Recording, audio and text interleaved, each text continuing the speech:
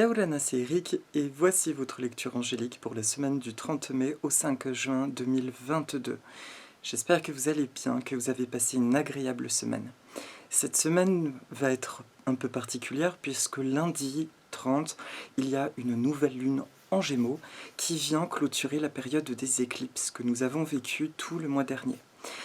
À savoir donc que ça vient clôturer aussi une période de haute transformation dans nos vies. Je pense que nous sommes nombreux à avoir vécu des chamboulements dans nos vies tout à fait personnelles, quotidiennes, tandis que ça semble plus calme dans le collectif. Néanmoins, ça y est, des choses ont été mises en place, d'autres choses ont été libérées, des prises de décision ont été faites et posées, et à partir de maintenant, nous nous engageons dans une période qui pour moi annonce plus de lâcher-prise et de réceptivité. Voilà, nous avons bien bossé en d'autres termes. Alors du coup, pour cette semaine, je travaille avec 2 oracles. Pour les 3 temps de la semaine, j'ai utilisé La magie de la vie de Jody Bergsma aux éditions Exergue. Ça, c'est pour les 3 temps de la semaine. Et pour la carte de synthèse, un oracle qui m'a un petit peu scotché quand je me suis posée devant. J'ai senti qu'il fallait que je prenne celui-ci parce qu'il ne me sert pas vraiment de divination, il me sert surtout quand je pratique le feng shui. C'est le Yiking. Il y en a plusieurs, mais celui-ci est très particulier. C'est commenté et illustré par Chao Xiu Shen aux éditions Le Courrier du Livre. Et c'est très particulier parce qu'en fait, déjà il est très beau le coffret, ce sont des cartes faites d'estampes, et à l'arrière il y a un petit texte, un texte assez poétique et qui laisse, comment dire, qui prête à la méditation, on va dire ça comme ça. Voilà, donc c'est parti, on va voir ce que nous propose cette semaine. Encore une fois, j'en profite pour vous remercier pour vos commentaires et vos attentions absolument adorables et délicates, surtout en cette période qui bouge bien, autant dans ma vie que dans la vie de ceux qui m'entourent, je dois dire. Alors c'est parti, pour le début de semaine, la carte qui ressort, c'est la bonté. Vivez dans la compassion, ouvrez votre cœur à toute forme de vie, soyez un ange de bonté. Alors, que vient dire cette carte? Que vient dire cette carte? Le milieu de semaine, bon, sur le plan des affaires, sur un plan, on va dire, très terrestre, du monde matériel, pour moi, il ne se passe pas grand-chose, il y a un sentiment plutôt de calme, et c'est plutôt l'aspect des relations qui va être mis en avant, et qui nous demande de continuer à jouer, à apprivoiser les nouvelles relations que nous faisons, des relations qui sont beaucoup plus alignées à qui nous sommes, avec un sentiment accru de compréhension. Et ce sont des relations qui peuvent nous demander des actes de bonté ou des actes d'entraide ou d'écoute, et qui va être propice à ça. Mais ce sera quelque chose qui est partagé simplement, je ressens plutôt une notion de « je me repose en début de semaine à travers les relations ». Je suis dans le partage, voilà. Donc si vous ressentez une envie de partager, allez-y franchement. Par exemple, de mon côté, ça se manifeste par une envie de transmettre des plantes. Là, il y a quelques jours, j'ai sauvé dans un supermarché 3 petites plantes qui étaient en train de crever. C'est quelque chose qui me fait beaucoup de peine. Et je les ai achetées, sauf que je ne pouvais pas les garder. Du coup, j'ai demandé à des personnes autour de moi si elles étaient intéressées, et donc je les transmets. Et en soi, c'est pas grand-chose, c'est un cadeau aussi dit d'attention, mais c'est ce genre d'acte. Vous voyez, vous pensez à quelqu'un, manifestez votre pensée sous la forme d'un appel ou d'une attention. Ça me dit simplement que ça renforce ce qui est en pleine construction, ça renforce cette transformation dans les relations, et cette notion quelque part de famille d'âme. Donc voilà. Acte de bonté, est-ce que tu as autre chose à me dire? Le livret, peut-être le livret, ça pourrait être sympa. Donc on est dans quelque chose de vraiment serein. Aujourd'hui, je fais le bien autour de moi, même si personne ne me regarde. Je sais que chacun a sa propre bataille à livrer, et je fais preuve de compassion. La vie est remplie d'occasions de faire preuve de bonté, et en ce moment même, je choisis d'aider les autres à se sentir bien. Ça, c'est sa petite phrase positive. Mais ce qui me vient également, par ailleurs, c'est l'importance aussi, toujours des limites, qu'en étant dans la bonté vis-à-vis de personnes vers qui nous sentons que nous avons à apporter notre aide, notre affection, notre attention, eh bien automatiquement, il y a d'autres relations dans lesquelles les limites se posent. Et c'est assez intéressant, parce qu'il est probable que le début de semaine, nous ayons affaire également à des relations pas forcément positives, pas forcément bonnes, et nous serons surpris d'observer nos propres réactions vis-à-vis de ces relations. Et nous nous rendrons sûrement compte de tout le chemin qui a été fait cette dernière année, voire ces 2 dernières années. Voilà. Donc début de semaine, je me repose dans mes relations, je m'ouvre aussi aux autres et j'accueille cette espèce de nouveauté et surtout, j'écoute la bonté en moi qui a envie de s'exprimer. J'entends encore une fois cette notion d'attention, de bienséance, de bienveillance, etc. Rien de plus à dire pour le début de semaine. C'est plutôt cool, hein. Le milieu de semaine, c'est là que les choses avec la pleine lune commencent à bouger visiblement. C'est la carte du pèlerinage avec l'accent du midi. Vous êtes en route vers votre pleine maturité. Votre âme est impatiente de connaître le chemin. Vous seul savez quelle voie emprunter. Je vais vous lire tout de suite la petite note positive. Aujourd'hui, j'ai confiance dans la direction qu'emprunte ma vie. Je crois en moi, je m'aime et j'aime les autres. Ça revient. Je sais que je peux réussir tout ce que je décide d'entreprendre, car mon âme connaît le chemin. Je ne suis jamais seule, car mes véritables amis marchent à mes côtés dans ce pèlerinage. Alors c'est sympa parce qu'il y a un lien avec ce début de semaine. Ces actes de bonté font effectivement que nous ressentons ce partenariat, cette équipe d'âmes. J'avoue personnellement avoir beaucoup de chance dans ma vie, d'avoir des merveilleux amis avec qui nous nous soutenons ces dernières années énormément. Et j'ai ce sentiment effectivement d'être accompagnée par cette espèce de fratrie de cœur. Et le milieu de semaine, il évoque donc quelque part l'importance de ces échanges. C'est pas une espèce de chantage. Si tu donnes aux autres, les autres vont t'accompagner dans ta vie. Il ne s'agit pas du tout de cette thématique pour le début de semaine. Tout simplement d'honorer les relations que nous avons, de nous rappeler à quel point ça fait du bien, à quel point c'est important dans nos vies. Et du coup, c'est intéressant parce que je ne sais pas dans quelle mesure le fait de nous connecter à des personnes, en particulier sur le début de semaine, amène cette notion d'accompagnement respectif.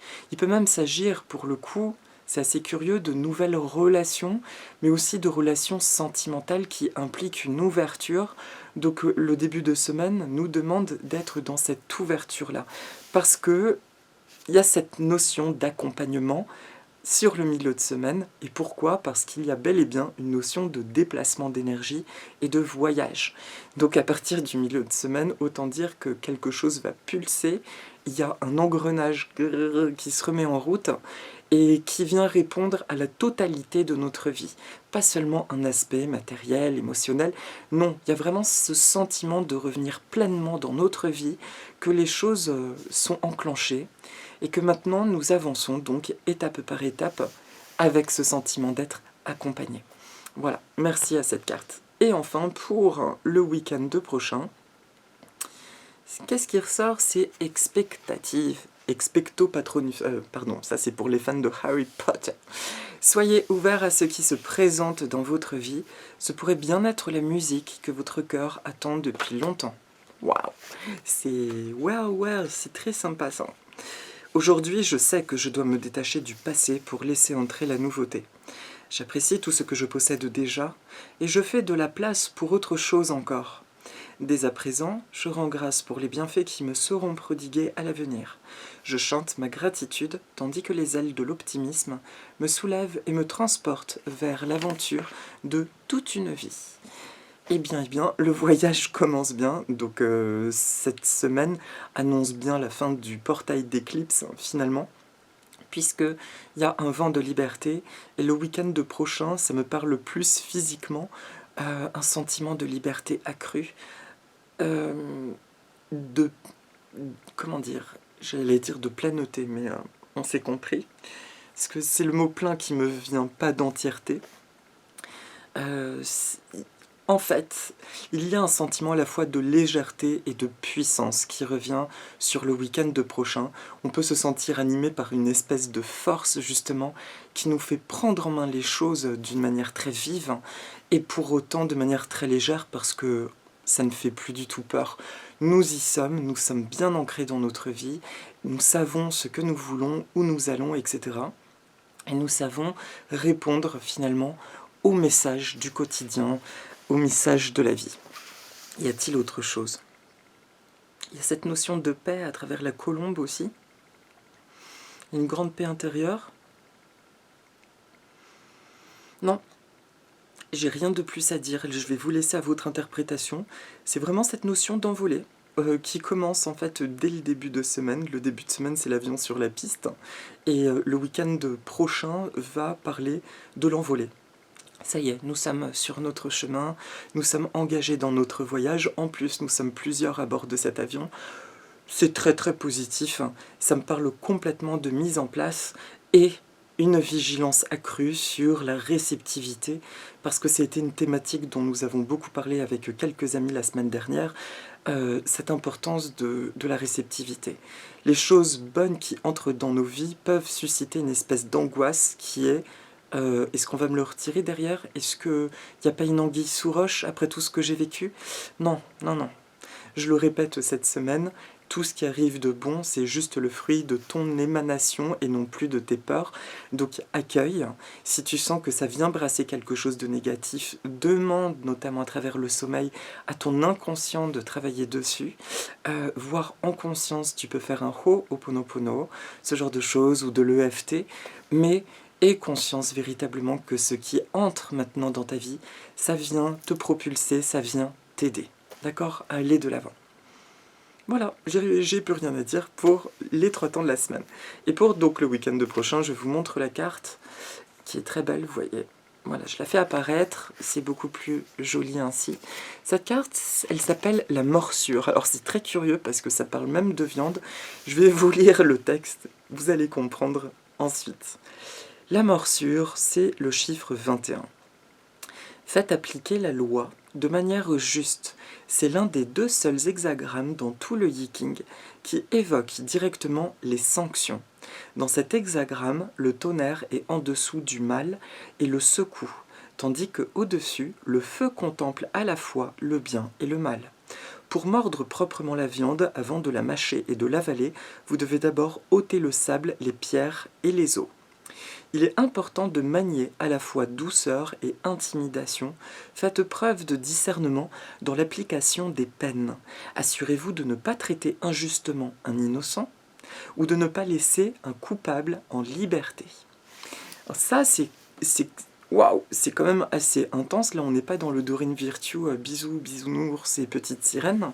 On est dans une énergie beaucoup plus tranchante, qui vient nous accompagner du coup toute la semaine prochaine, et justement ça me réévoque cette notion de posture dans les relations. Je donne là où je sens que c'est juste de donner, et automatiquement aussi je pose des limites là où elles doivent être posées. Mais ça me dit que ce que je viens de vous lire là, c'est une énergie qui nous accompagne. Donc il n'y a pas de travail à faire par rapport à ça. C'est l'illustration de ce qui va se passer. On peut se surprendre à avoir une posture très gandalfienne d'un côté et très petit poney d'un autre côté, dans le sens où, oui, il y a de la douceur qui s'exprime là où douceur doit s'exprimer, et vice-versa, justesse et aspect tranchant dans d'autres aspects, mais c'est quelque chose qui se fait automatiquement. Et ça se présente là en carte de synthèse simplement pour nous annoncer de ne pas craindre en fait ces attitudes qui sont directement guidées par l'inconscient, on va dire divin, le plus haut, là, le plus beau, le plus lumineux. Et donc c'est juste un autre aspect de nous qui prend sa place, que nous ne connaissions pas, mais qui en aucun cas transfigure notre personnalité. Ça fait partie de notre personnalité. Je suis souple et je suis rigide, comme le roseau, comme le bambou, d'accord? Voilà, y a-t-il autre chose à dire sur cette morsure? Non. Il y a aussi quand même la notion, ça c'est pour certaines d'entre vous sur le milieu de semaine, ça me parle vraiment d'opportunité et d'engagement, pardon, dans une relation ou dans un événement matériel. J'ai la voix qui se dédouble, 1, 2, 1, 2. Et, pardon, petit chat. Ça vient juste... oui, le seul conseil qui me vient comme ça, c'est de faire confiance, encore une fois, je le répète, mais de ne pas avoir peur d'un engagement. Voilà, c'était le seul petit truc qui me venait sur le milieu de semaine prochaine. Il y a une notion d'engagement humain, amical, amoureux ou professionnel ou matériel. Et on nous demande de ne pas avoir peur, c'est l'étape suivante. Vous avez remarqué que les étapes deviennent de plus en plus vastes, mais nous sommes prêts. Et c'est une affirmation d'ailleurs de Louise Hay que j'adore, qui dit « Il n'y a pas d'expérience qui me soit proposée pour laquelle je ne sois pas parfaitement prêt. » Voilà, tout simplement. Et tout ce que j'ai besoin de savoir m'est révélé dans l'intervalle espace-temps idéal le plus juste. Voilà les amis, c'est terminé pour la guidance de la semaine. Et donc pour la petite méditation, je vais faire apparaître une fleur qui est le curcuma d'ornement.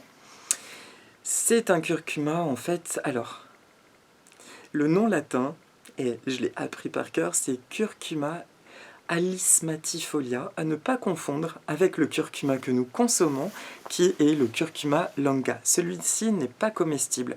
Tous les deux sont en revanche originaires d'Inde. On en trouve néanmoins énormément en aspect sauvage en Indonésie, puis c'est cultivé un peu partout dans le monde, mais en pleine terre dans les régions tropicales et subtropicales. Le curcuma d'ornement est aussi appelé le lys d'Inde. Il y a plusieurs symboliques autour de cette plante. Alors le curcuma longa, lui, était beaucoup utilisé dans des rituels. Là, je vous partage, enfin, on utilisait notamment en Indonésie dans des temples, on broyait sa poudre de racines du coup, non, pardon, je vous dis des bêtises, c'était de la poudre de feuilles, on utilisait les feuilles mélangées à de l'eau salée qu'on aspergeait dans les temples pour préparer les rituels, donc c'était un eau purifiant. On l'utilisait aussi dans certains rituels d'envoûtement, ça c'est un autre truc qui m'intéresse un petit peu moins. Et c'est également donc une plante qu'on offre, donc particulièrement celui d'ornement que je vous présente là en photo, la Lysmatifolia. C'est une plante qui est offerte pour marquer un événement. C'est, comment dire, c'est une action vive. Ah tiens, par exemple, bah, tu signes un contrat, ting, je te l'offre. Il vient marquer le coup, le célébrer, bien l'acter, pour que la chose, l'action, s'ancre bien dans la matière. Donc c'est vraiment quelque chose qui est de l'ordre d'une bénédiction, particulièrement en Inde. Mais par exemple, un couple se forme, on leur offre un curcuma pour bien sceller dans la matière ce qui doit être scellé, le plus beau, le plus juste, et que ça s'ancre et que ça vienne dégager ce qu'on pourrait appeler le mauvais œil. Voilà. Donc il y a cette notion de protection dans une action qui est en cours. J'ai trouvé ça vraiment intéressant dans la vibration de la semaine pro, puisque il y a bien cette notion de pèlerinage, il y a le voyage qui commence, et pour commencer ce voyage, il faut être sûr d'être dépouillé de tout un tas de peurs, etc. Donc vous pouvez tout à fait imaginer le curcuma, appeler l'énergie du curcuma dans votre vie, afin qu'il vienne purifier tout ce qui pourrait chahuter finalement l'ancrage de ce qui est en train de se mettre en place. Vous pouvez également consommer de la poudre de curcuma puisque c'est réputé comme étant un très bon oxydant, particulièrement quand il est associé au poivre noir. Mais rien que du curcuma avec du gingembre, c'est déjà quelque chose de très beau, très bon pour la santé qui est de coutume en boisson en Inde. Voilà donc pour le curcuma, donc je vous propose de fermer les yeux et nous allons prendre 3 inspirations. Alors comme d'habitude, nous allons visualiser un grand soleil qui brille au-dessus de nos têtes et un grand soleil aussi souterrain au cœur de la Terre. On va inspirer et expirer uniquement par le nez. Ça c'est plus une pratique yogique, on dit que les énergies circulent bien plus facilement ainsi. Sur l'inspiration, on peut imaginer du coup, une lumière qui émane de ce soleil, qui rentre par le sommet de notre crâne et qui vient sortir par l'entre-deux-jambes, à savoir le chakra sacré, et descendre profondément vers le soleil de la Terre. Et sur l'inspire suivant, on fait le mouvement inverse. Le soleil de la Terre remonte, ça nous purifie et ça vient remplir ce soleil du haut et le purifier. Et ainsi de suite, encore une fois. Donc on fait ce processus 3 fois.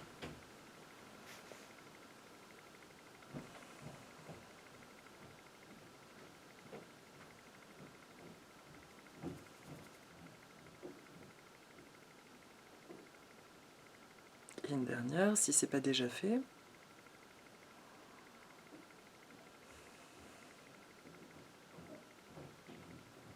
Voilà, nous pouvons dire quelques affirmations positives. Mon chemin est dégagé. Tous les événements qui se présentent dans ma vie sont des bénédictions qui honorent les qualités de mon être et de mon âme.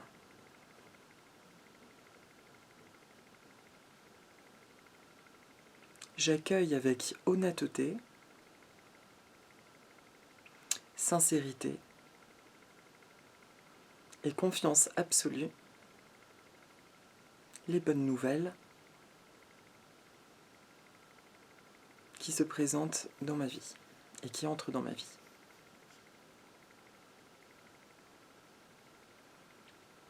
Je me révèle et je suis un être révélé. J'honore les envies de mon âme. Je pense à m'honorer à chaque instant sous la forme d'écoute de soi, de bienveillance personnelle et de bonté. Je suis un être aimant et très aimé.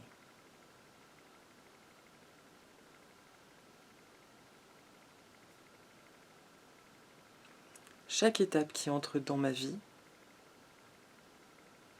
est une marche de plus dans ma réussite personnelle. Je me sens de mieux en mieux, encore plus chaque jour. Je me sens bien,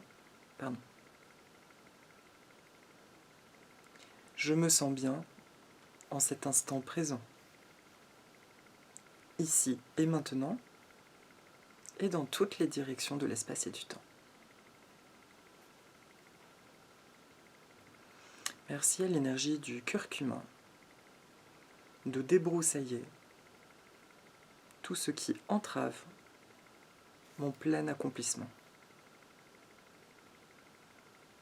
Je suis béni, au sens béné, au latin. Je suis empli de bien. Merci. Merci. Merci. Merci à mon âme divine, à moi, à mon corps, à mon être, dans sa totalité, dans son intégrité. Merci à l'énergie du curcuma et ce que j'appelle toutes les sources d'amour et de lumière de l'univers, ou à la force, la belle force d'amour et de lumière qui nous entoure. Voilà mes amis. Eh bien, je vous souhaite un bon début de voyage, une très agréable semaine, prenez soin de vous, on continue, on fait au mieux, et tout va bien, et tout va pour le mieux, et ça va surtout de mieux en mieux. Je vous embrasse si vous l'éditez avec moi. Aloha, et à la semaine prochaine. Aloha, Nana.